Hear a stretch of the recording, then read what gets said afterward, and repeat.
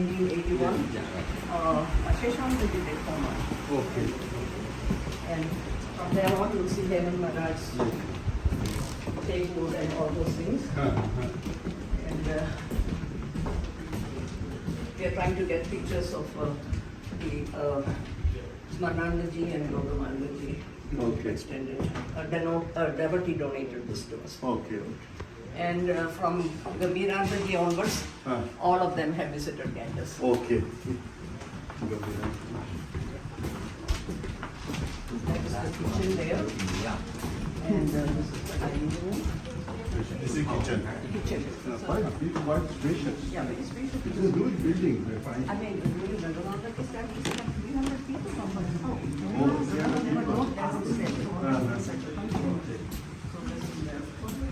And you can see Devi Maharaj's architecture.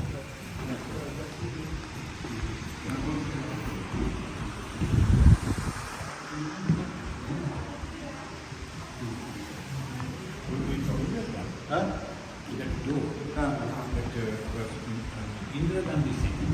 Indra Gandhi Singh, yes.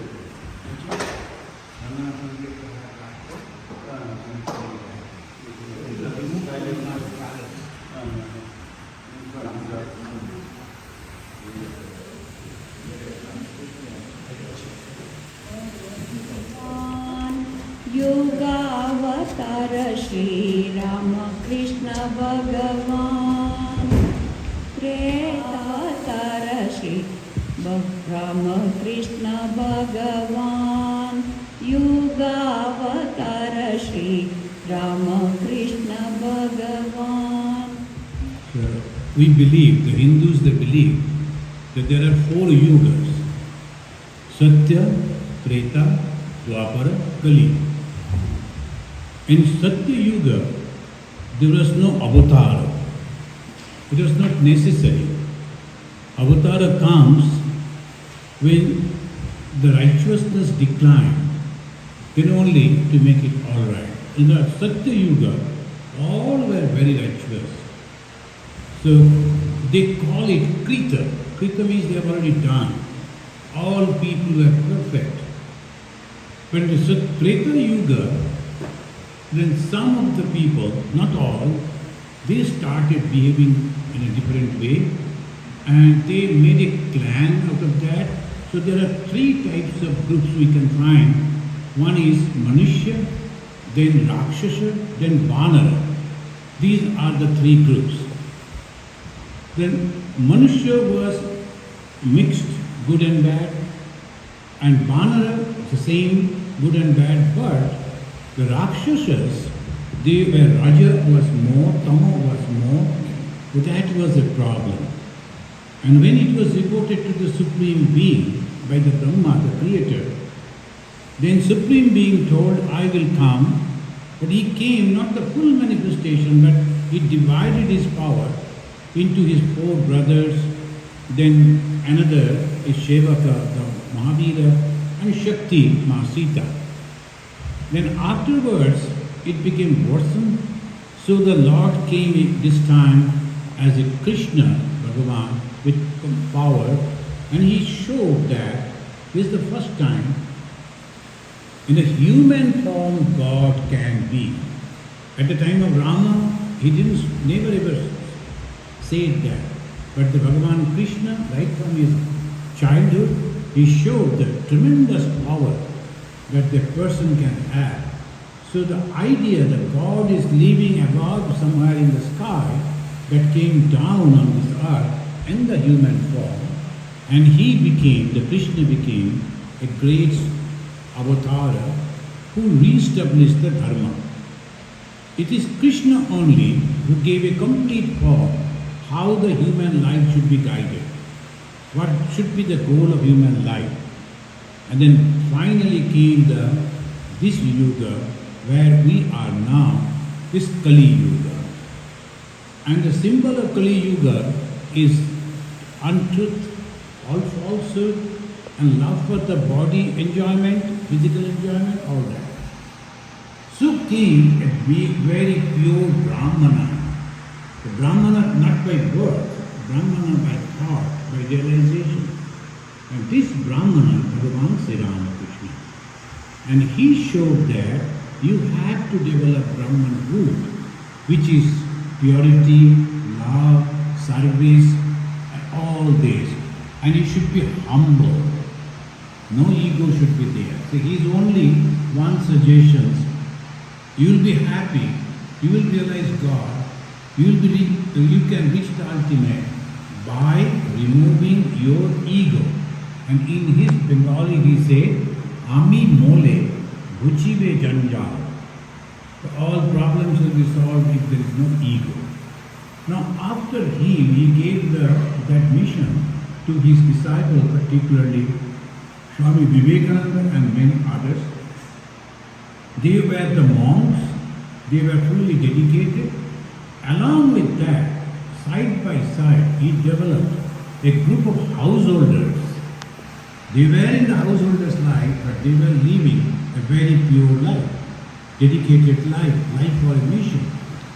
So side by side they started, and the process was not, of course, meditation, discrimination, devotion, but main thrust was given on action, karma.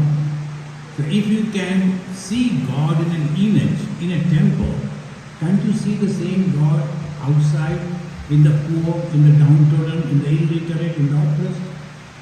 So practical Vedanta. Vedanta says each soul is divine, but practical application.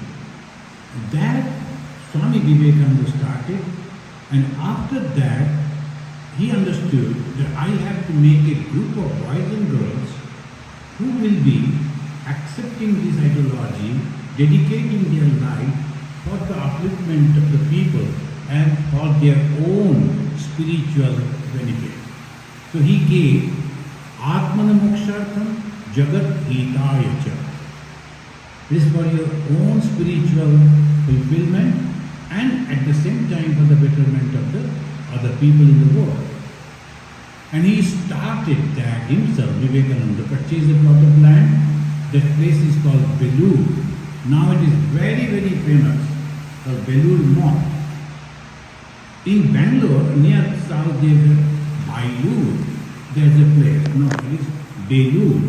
It is in the West Bengal by the bank of Ganga, near Calcutta, the other city opposite to the other bank of the Ganga. There we have a headquarters, we call it, because it is an organization. Now so many Swamis are there and new recruits are coming, they are training, and all these things are maintained by a group of Swamis. And it is a mode and mission. And in that, there are two branches, one spiritual, that is President Swamiji and Vice President Swamiji. They go all places, give initiation, and spiritually they advise. Another administration, who will be working where, because we need men, so who can go where, how to work and all that. But this is General Secretary and I think 5 Assistant General Secretaries, 4 Assistant General Secretaries. So in that, one of the Assistant General Secretaries is Swami Bodhasarananda ji. He is looking after all the foreign centers and many other work has been given to him. I know him for a long period of time because we all joined together in the Vedanta and grew up together, and I know his capacity to work. But at the same time, another thing, to remain calm. So calm. I can't do that. The problem is I become angry because when the people are not working properly, but he has a great patience. He works in that way. We are lucky that we have got him here, of course, for 2-3 days, but he didn't come for Chicago. He came for another purpose in St. Louis. The St. Louis has another ashrama that we are going to start at Kansas. So he has come to inaugurate that ashrama there. So I told, since you are coming so close, please spend 1 or 2 days acclimatization, that we will meet you over here in America. Then you go to.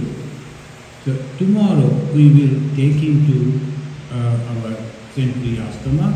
We'll drop him there. Today is the last day. He has visited our Home of Harmony and Chicago, some of the places associated with Swamiji. He has given talks in our Home of Harmony and also in Omarjan. I wanted that he should come to our Ganges, at least a glimpse, he will understand what is our retreat center. I will request the Swami to say a few words. And look at this, today is a working day, and all of them they are driving minimum 1 hour, right? From different places they are all coming. So, and we will have lunch together. So Swami, please say something about our headquarters, Vindhya. And if you like to know something, you can ask him.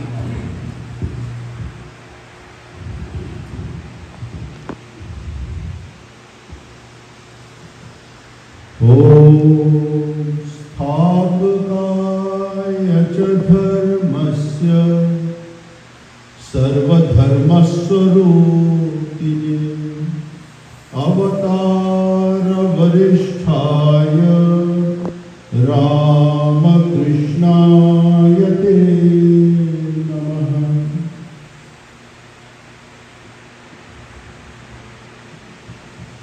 So wherever we go, we invoke the blessings of Sri Ramakrishna, Ma Sarada Devi, and Swami Vivekananda. So my salutations to all of them. Revered, Swami Ishatmananda is here. It is only because of him I am just standing here. I have traveled about, say, 10,000 kilometers, 10,000 miles, and now I stand face to face to all of you. Though I come from a far off place, but I feel myself at home here.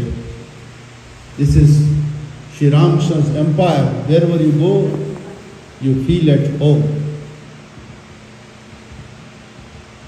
When an incarnation comes, he doesn't come for some few chosen disciples. He doesn't come for one particular area, for one particular state, or one particular country. He comes for the entire world. So it is in this perspective that Sri Ramakrishna's advent has taken place.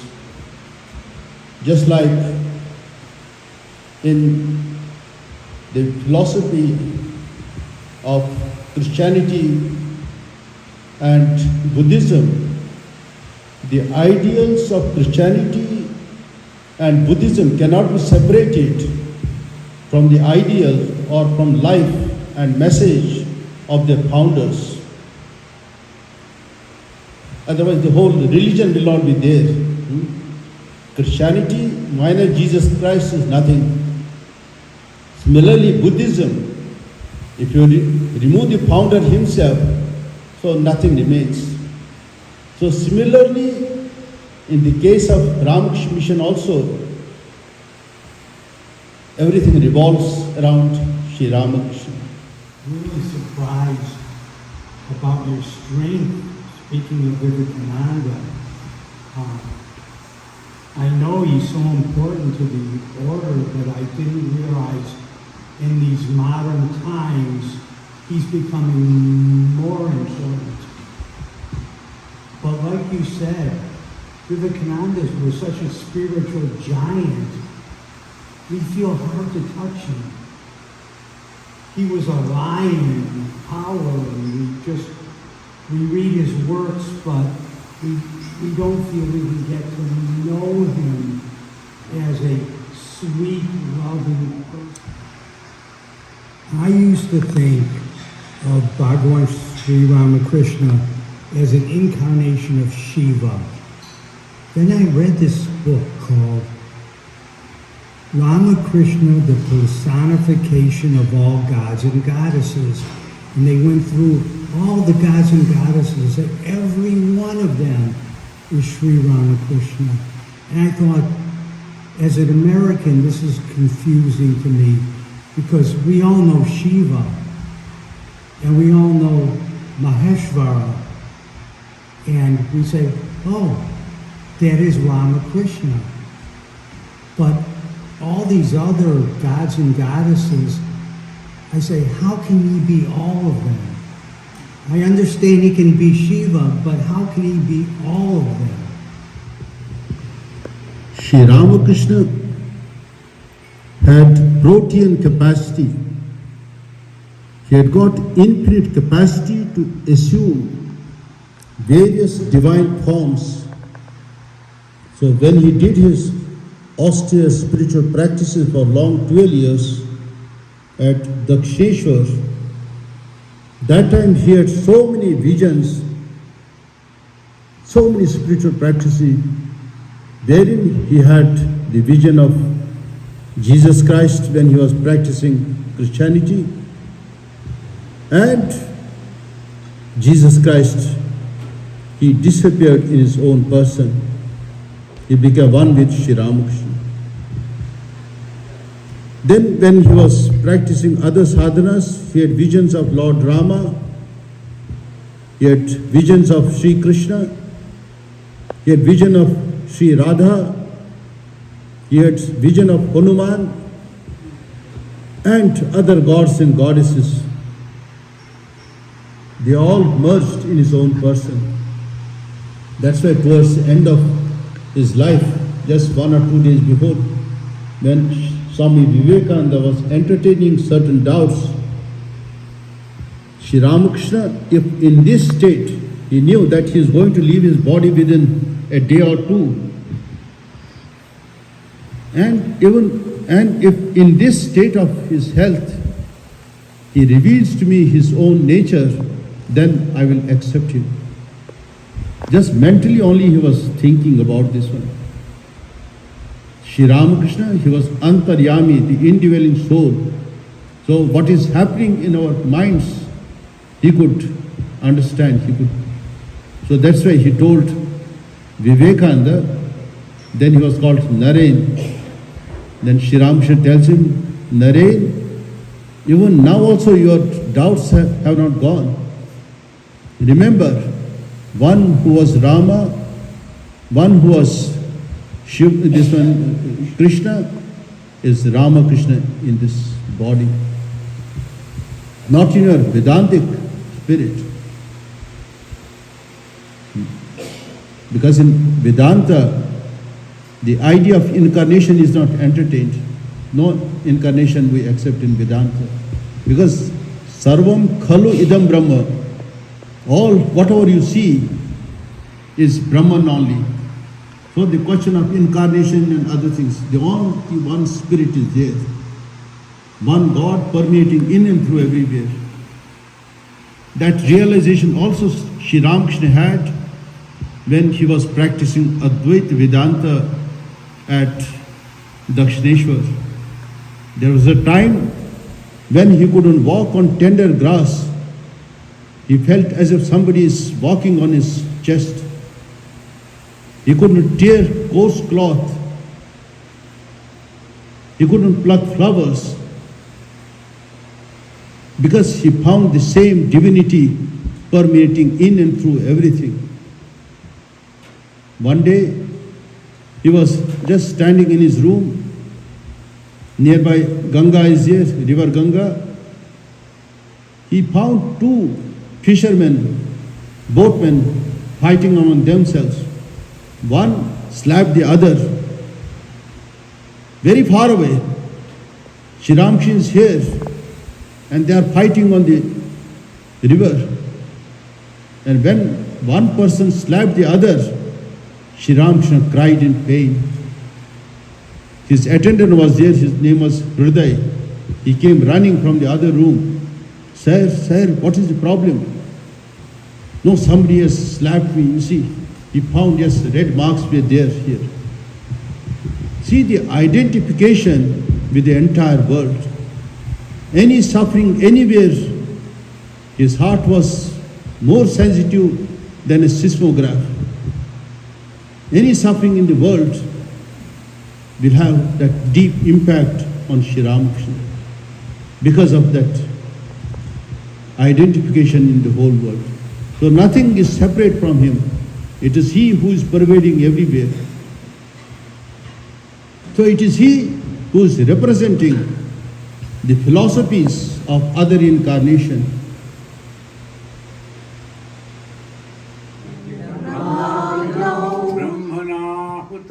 Brahmanahutam Brahmaiva Tena Gantavyam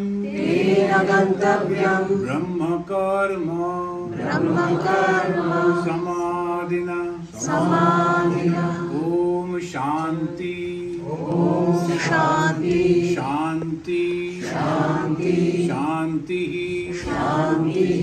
Brahman is the ritual.